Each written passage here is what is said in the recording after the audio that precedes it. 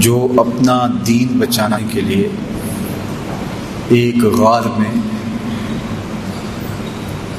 چھپ گئے تھے اور اللہ تعالیٰ جل شانہ نے اپنے فضل سے ان کی حفاظت فرمائی۔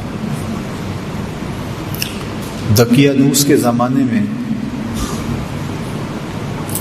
ایک مقتل تیار کیا گیا اور افسوس شہر کے اندر جو لوگ بتوں کی پرستش نہیں کرتے تھے ان کو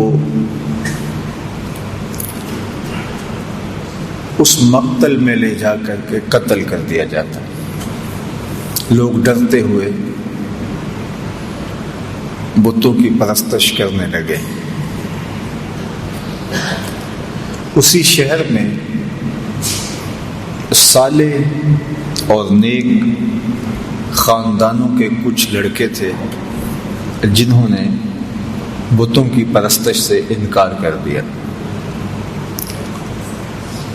بادشاہ نے ان کو بلایا اور کہا کہ تم اگر بتوں کی پرستش نہیں کرتے ہو تو تمہیں بھی مقتل میں لے جا کر کے قتل کر دیا جائے گا، لیکن تمہاری اٹھتی جوانیاں، ان فوان شباب، خوبصورت چہرے مجھے اس بات سے روکتے ہیں کہ تمہیں قتل کروں، لیکن میں اپنے فیصلوں کو صادر کرنے والا ہوں۔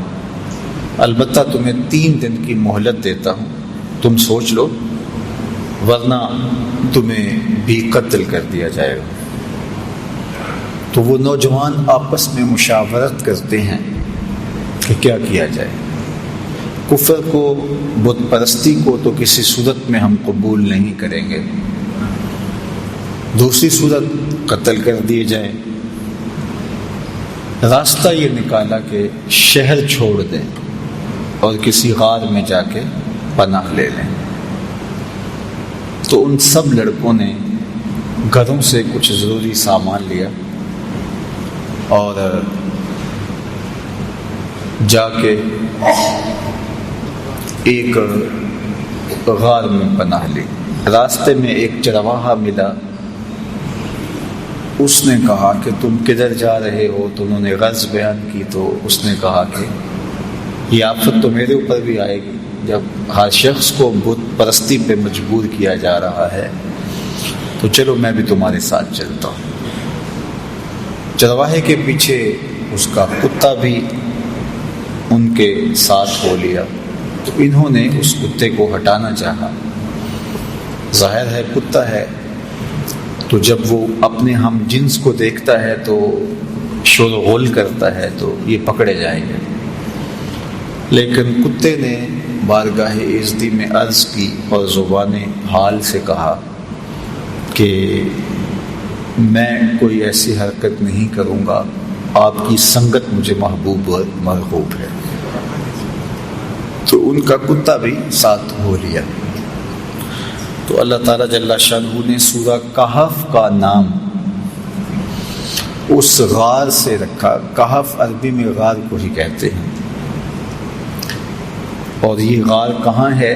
رقیم وادی میں ہے۔ یہ رقیم وادی کہاں ہے اس کے بارے میں علماء کا اختلاف ہے۔ امام قرطبی نے لکھا ہے کہ یہ اندلس کے قریب جگہ ہے جہاں رقیم وادی ہے اور اصحاب کہف کا غار ہے۔ اصحاب کہف کے غار کے حوالے سے ایک زیارت گاہ ترکی میں بھی موجود ہے جہاں لوگ جاتے ہیں، اور ان لوگوں کا خیال ہے کہ اصحاب کہف کی غار یہ ہے۔ مختلف لوگوں نے مختلف چیزیں لکھی ہیں۔ بہرحال کہف غار کو کہا جاتا ہے، اور رقیم اس وادی کا نام ہے یا اس بستی کا نام ہے جس بستی میں یہ غار تھی۔ تو اللہ تعالیٰ جل شانہ نے قرآن مجید کے اندر ارشاد فرمایا،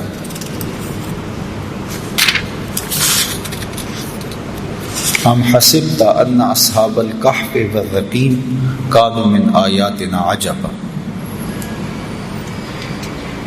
تمہیں معلوم ہے کہ پہاڑ کی کھو اور جنگل کے کنارے والے ہماری ایک عجیب نشانی تھے۔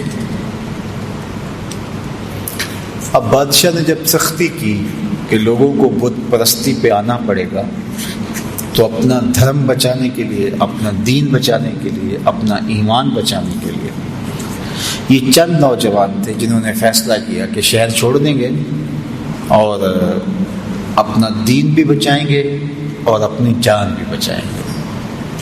شہر نہیں چھوڑتے تو یا دین جائے گا یا جان جائے گی۔ اگر بادشاہ کی مان لیتے ہیں تو دین سے ہاتھ دھونے پڑیں گے، اگر نہیں مانتے تو جان سے ہاتھ دھونے پڑیں گے۔ تو تیسرا راستہ یہ نکالا کہ دین بھی بچ جائے اور جان بھی بچ جائے۔ تو یہ اس غار میں پہنچے، ظاہر ہے منزل ان کی آگے تھی، تو ابھی یہ شام کو بھاگے تو رات 1 رات 2 رات وہاں قیام کرتے اور پھر آگے کہیں نکل جاتے۔ لیکن وہیں جب پہنچے تو ان کے اوپر نیند کا غلبہ آ گیا اور یہ اس غار میں سو گئے۔ جو ان کے ساتھ کتا چلا تھا وہ بھی غار کے دھانے پر بیٹھا، تو کتا بھی آغوش نیند میں چلا گیا اور یہ سوئے رہے، حتیٰ کہ 309 سال تک یہ نیند میں رہے۔ 3 صدیاں بیت گئی اور یہ نیند کی حالت میں رہے۔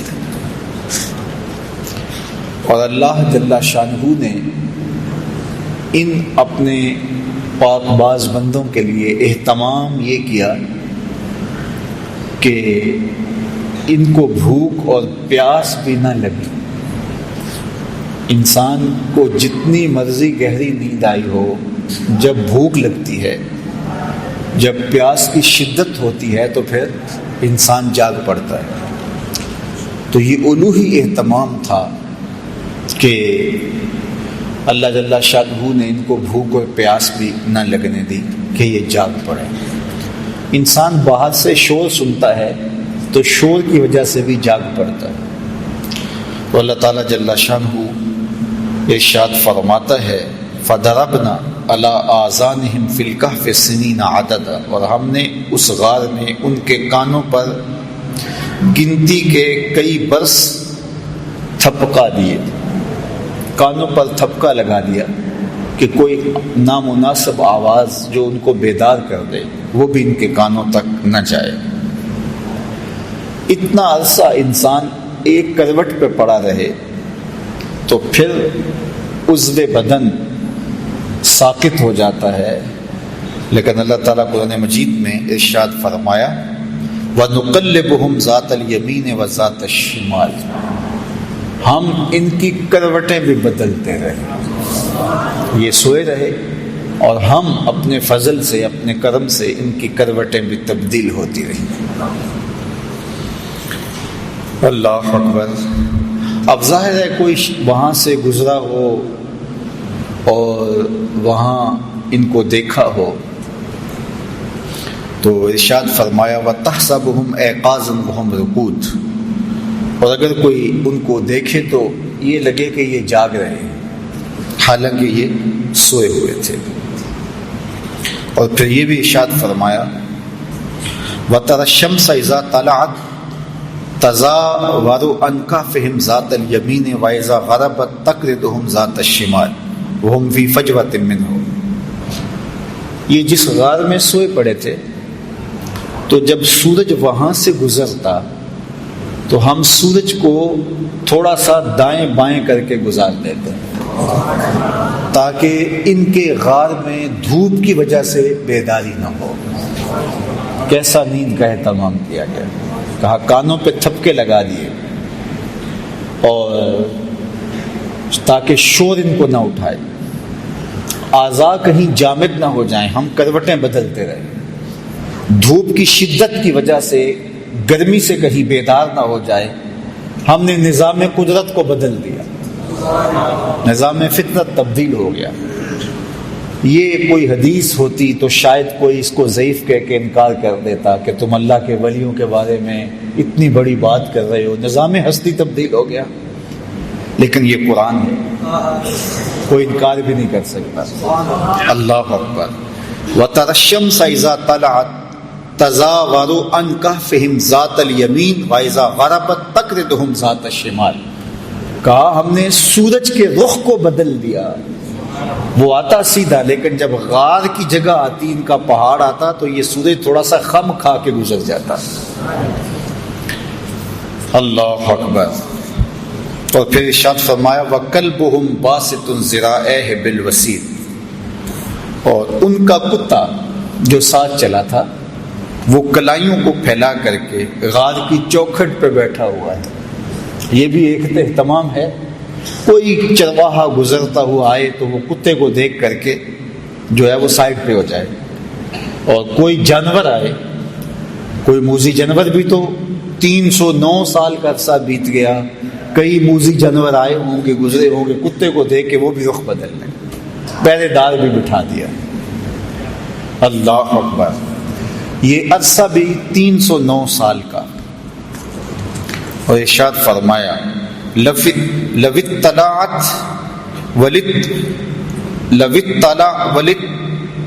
عَلَيْهِمْ لَوَلَّيْتَ مِنْهُمْ فِرَارًا وَلَمُلِئْتَ مِنْهُمْ رُعْبًا۔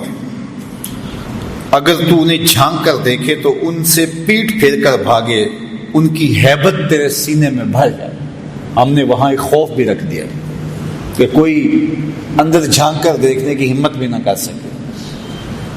اللہ کے ولی سو رہے ہیں، قدرت نے الوہی اہتمام کر رکھے، سورج بھی رخ بدل کے گزر جاتا ہے، کتا غار کے دھانے پہ بیٹھا ہے، کوئی اندر آنے کی ہمت نہیں کر پاتا، ان کے کانوں پر ہم نے جو ہے وہ تھپکے لگا دیے، کوئی آواز بھی ان تک نہیں پہنچتی، دھوپ غار کے اندر جاتی نہیں ہے کہ وہ بیدار ہو جائیں، بھوک اور پیاس کی شدت انہیں تنگ کرے اور وہ بیدار ہو جائیں، ایسا بھی نہیں ہے۔ اور وہاں ایک رعب رکھ دیا، ایک خوفناک منظر تھا وہاں کہ کوئی وہاں جاتا تو خوف سے آگے نہ جاتا، ایک رعب دل میں پیدا ہوتا تو وہ بھاگ جاتا۔ اور وہ کتنا عرصہ سوئے رہے وہاں؟ 309 سال تک۔ اللہ اکبر۔ 309 سال بیت گئے۔ اچھا، یہ ابھی آ کے سوئے ہی تھے، کچھ عرصہ کے بعد افسوس کا بادشاہ دقیانوس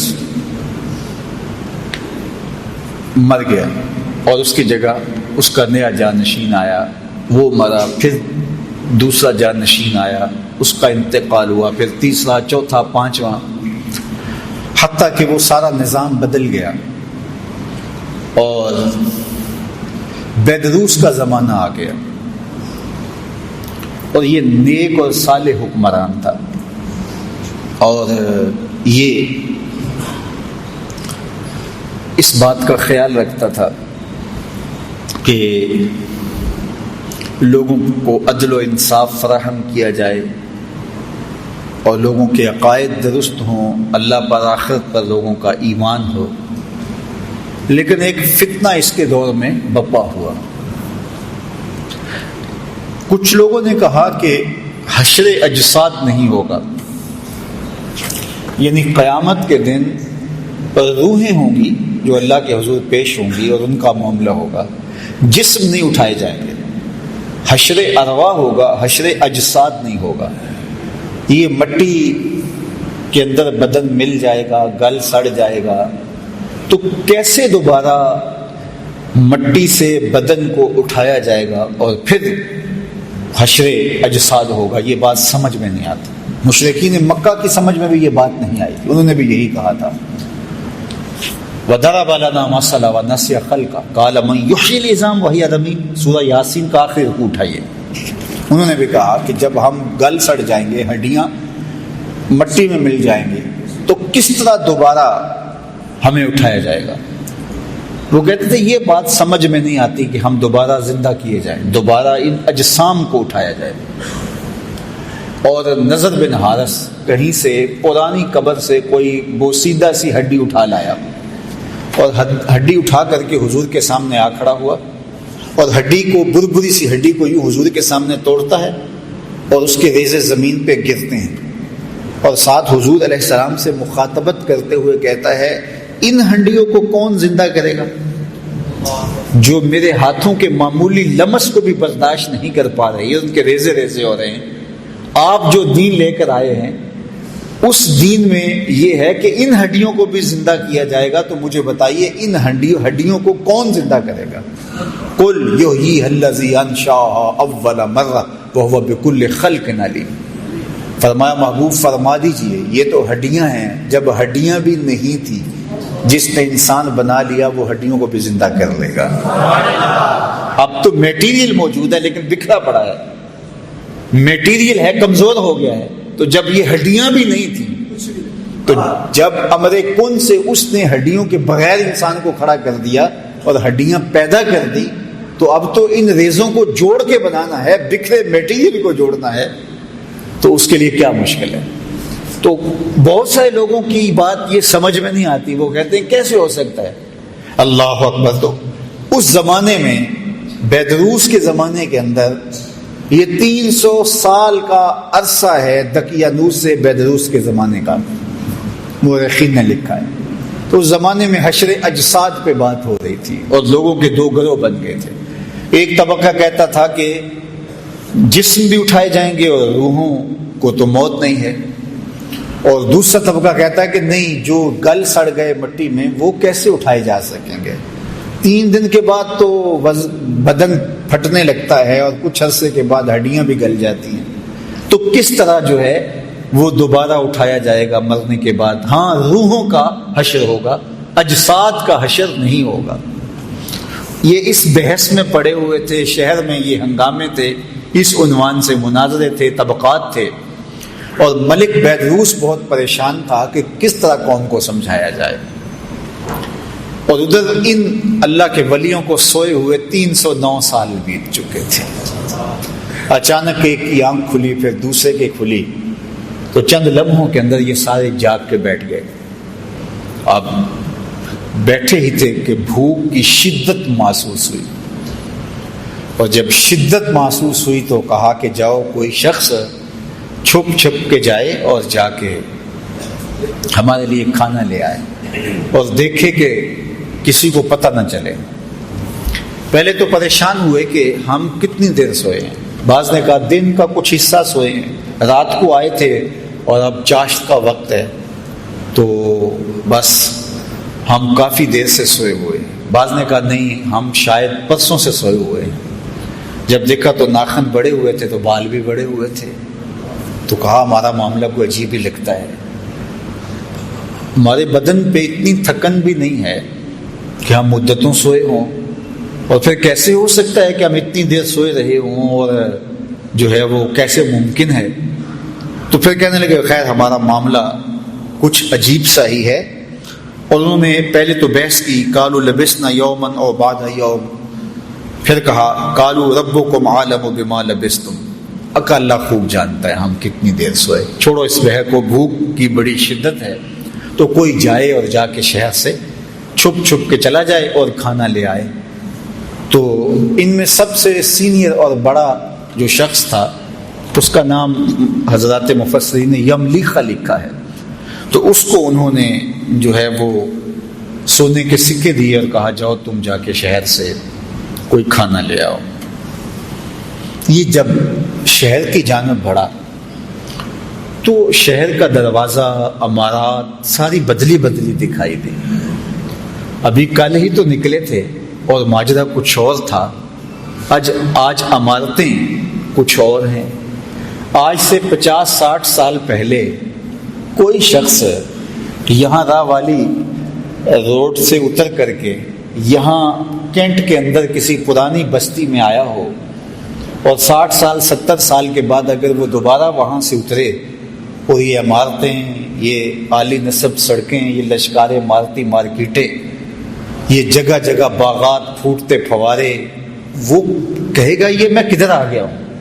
میں 80 سال قبل آیا تھا، یہاں تو یہ بستی ہوتی تھی، یہاں قبرستان ہوتا تھا، یہاں پیپل کا درخت ہوتا تھا، یہاں برگد کا سایہ دار گھنا شجر ہوتا تھا، یہاں کنواں چلتا تھا، یہاں کھیت تھے، یہ کیا منظر ہے؟ تو اب اس بات کو تو 300 سال گزر گئے تھے، تو حضرت یملیخا جب داخل ہوئے شہر میں تو شہر کا نقشہ ہی بدلا ہوا ہے، لیکن جب لوگوں کو دیکھا تو شکلیں وہی تھی، ملتی جلتی۔ خیر، ایک عجیب حیرت ہے، ایک نان بائی کی دکان پہ گئے اور اس سے کھانا طلب کیا، انہوں نے کھانا دیا تو انہوں نے جب اس کو سکے دیے تو وہ حیرت زدہ ہو گیا کہ، اور غور سے دیکھا، کہا یہ تو دقیانوس کے زمانے کے سکے ہیں۔ اس کو لگا کہ اس کو کوئی پرانا خزینہ ملا ہے، پرانا کوئی خزانہ ملا ہے، اور انہوں نے کہا کہ یہ تو دقیانوس کے زمانے کے ہیں۔ تو اس نے کہا کہ یہ دقیانوس کا زمانہ نہیں ہے۔ کہا وہ تو 300 سال ہو گئے اس دنیا سے کوچ کیے ہوئے اس کو۔ تو کہا کہ یہ کیا تم بات کر رہے؟ اس نے کہا تم کیا بات کر رہے؟ تو جب جھگڑا طول پکڑتا ہے تو بازار کے لوگ جمع ہو جاتے ہیں، حتیٰ کہ کوتوال شہر بھی آ جاتا ہے اور پکڑ کے بادشاہ کے دربار میں لے جاتے ہیں کہ یہ نوجوان عجیب باتیں کر رہا ہے۔ کہتے میں یہ تم کیا بات کر رہے ہو، اس کا ذہن ٹھیک ہے، کیا ماجرا ہے؟ تو بادشاہ نے اس کو کہا کہ کیا ماجرا ہے؟ تو اس نے بتایا کہ ہم تو اپنا دین اور دھرم بچانے کے لیے شہر سے نکلے تھے، دقیانوس کا زمانہ تھا، تو اب یہاں بدلے ہوئے حالات، ہمارے پاس سکے ہیں، ابھی کل کی بات ہے۔ تو ایک وزیر نے کہا بادشاہ سلامت، دقیانوس کے زمانے میں کچھ نوجوان بھاگ گئے تھے شہر سے، اور ان کو گرفتار کرنے کے لیے دقیانوس نے کافی کوشش کی تھی لیکن نہیں ہو سکا تھا۔ پھر تختیوں پر ان کے نام لکھوا کر شاہی خزانے میں رکھ دیے تھے اور کہا تھا کہ یہ جب بھی پکڑے جائیں ان کو کڑی سزا دی جائے، تو کہیں یہ وہی نوجوان نہ ہو۔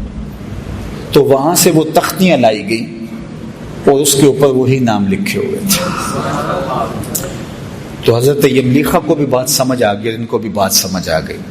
قرآن مجید نے یہ سارا منظر نامہ بیان کیا ہے۔ اللہ اکبر۔ پھر یہ لوگ بادشاہ سمیت یملیخا کو لے کے ان کے غار تک پہنچے، اور جب لوگوں کو آتے ہوئے دیکھا تو یہ سارے گھبرا گئے کہ ہم پکڑے گئے، کیونکہ غار کے اندر موجود باقی لوگوں کو تو پتہ نہیں تھا کہ وہاں ماجرا کیا ہوا اور ہم کتنا عرصہ سوئے رہے۔ تو جب یہ بہت مضطرب ہوئے تو حضرت یملیخا بھاگ کر آگے چلے گئے اور جا کے ان کو ساری کہانی سنائی کہ اللہ نے ہمیں عرصہ تک سلائے رکھا۔